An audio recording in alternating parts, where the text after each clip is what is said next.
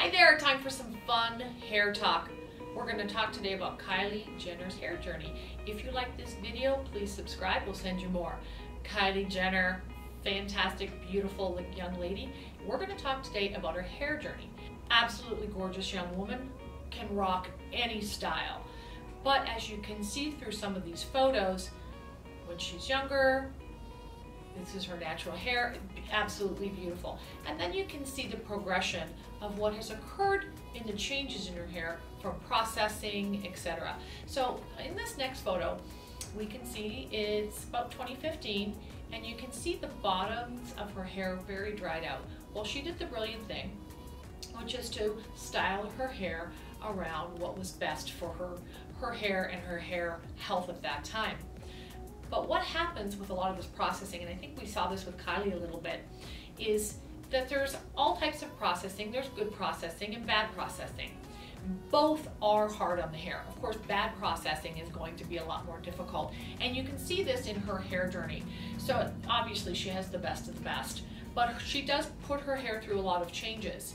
But what can happen with processing, and we'll talk about color processing, is with some of the chemicals, particularly ammonia, it can actually retard some of the hair growth during the telogen phase, which is the resting phase and then coming out of resting phase.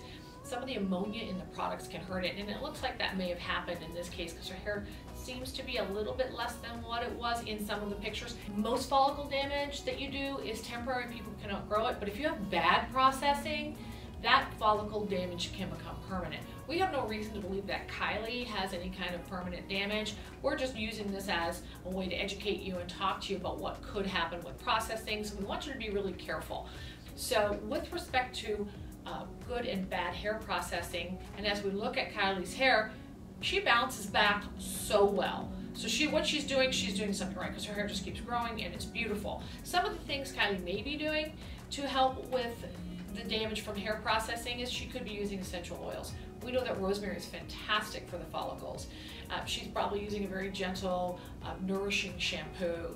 She's probably getting head massages and making sure that her scalp is very healthy. So she's doing a lot of the things, as we can tell from these photos, very effectively, so that when she does process, she does it with minimal damage. So now we're going to talk about wigs and extensions and the impact that that has had on Kylie's hair journey.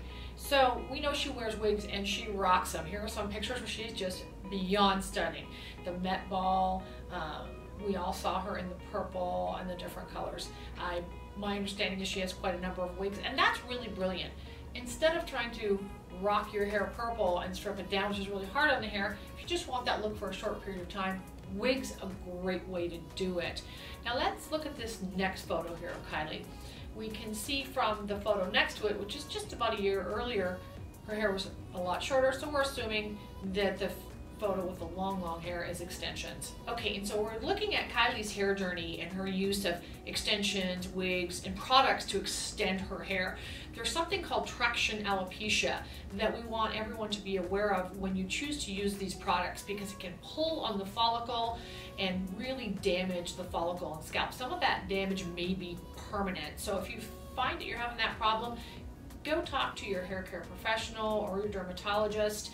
Make sure that that damage isn't going to be permanent, and do what you can to fix it.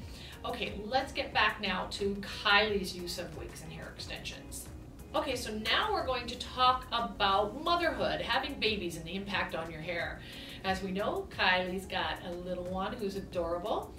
Babies can affect your hair in two ways. Okay, maybe three, because you might want to pull it out after they're screaming and crying for a bit. But the main two ways that babies affect your hair is hormones and nutrition. After you give birth, the hormones change. Most of us stop taking the prenatal vitamins. You want to keep doing the prenatal vitamins and nutrition. Whatever Kylie has done, she's done it very well, because her hair seems fabulous and relatively unaffected by the birth of her baby. And Kylie, being a brand new billionaire, had to, we guess, come with a little bit of stress. Again, we're not her doctors, but we're guessing. So we're going to talk about the effect of stress on hair. Kylie looks great, but it wouldn't be surprising if her hair was affected by stress. And this is how stress affects your hair. It actually causes your hair follicles to go dormant. And when they go dormant, it means you have less hair. The good news is you can wake them up. You can wake them up with topicals and good nutrition. So stress can also affect your hair. Kylie looks great, so we can't tell if it has, but I'm sure that at some point there's probably been a little stress in her life as a new mother and a new billionaire. So that's our review of Kylie's hair journey in her successful, wonderful young life. We hope that you learned a little bit about it, maybe gave you some information about making choices for your hair journey. And if you have any problems or issues, we hope that it gave you some information to help you solve those and get the best hair you can.